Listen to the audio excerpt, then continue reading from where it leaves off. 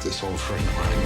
We were very close. Discussing this scene where you finally kind of realize that he has something to do with Adaline, or Yes. has in the past.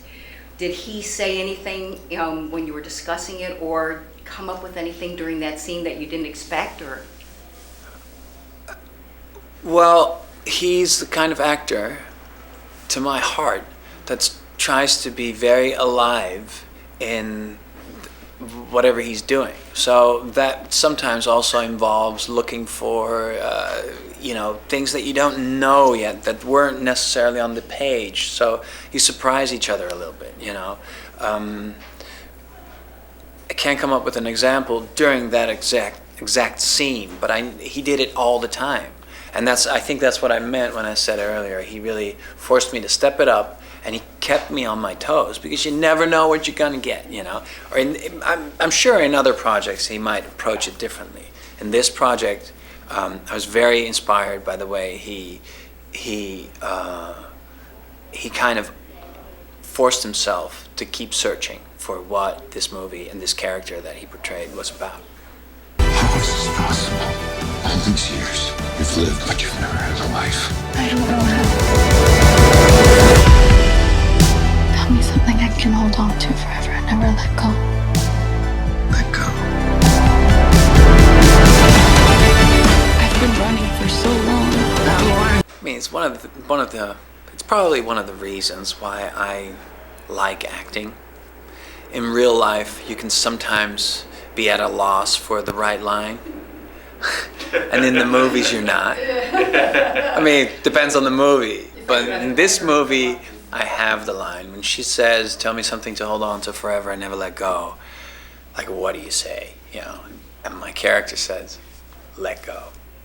And that's like so applies to her without him even knowing that. He just thinks, just surrender to this love. But it's really about, let go of the running and. I'd like to ask you a few questions, Miss Coleman. The next time we see each other, I'll have a new identity. I'll always be your mother, and I'll always be my daughter. Happy birthday, Mama.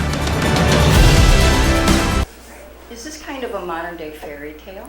I think, maybe it's a modern day fairy tale, or maybe it's a fairy tale for grown-ups. I don't know. But it has this magical quality to it, I think. Yeah, Blake Lively has said that she thought it had the kind of magic that you don't need to have only in action flicks. Yes, I've heard her say that, and I think that's a very nice way of looking at it. Yeah, we try to make a magical or tell a magical story, and at the same time we really tried our best to ground the characters, to make them real people.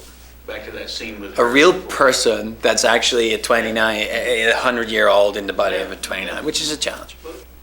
What about costuming? You don't have to, with this film, you didn't have to do a lot of costuming. Thank God. Great. It was different for you. Game of Thrones, it correct? takes us like 2 hours in the morning to get that thing on. Lots of Now this is buckles? fantastic. I thought the costume in this movie, of course Blake's costumes in this movie are phenomenal, and she pulls that off really well. Obviously she has an amazing sense of style. And they did it in a way that it didn't become like a dress-up movie or anything, I think. And for myself, my wardrobe is pretty straightforward. But also kind of, I thought, a little bit of old-timey kind of classic things. Yeah, and not hip, because I think then that would doesn't mix with Adaline. Exactly. So, and at the same time, I thought it was understated. This guy has taste. He's made a fortune, and he still drives the Saab he bought in college. He doesn't need to show off with extravagant clothes or anything. And he's sentimental. And he's a sentimental guy.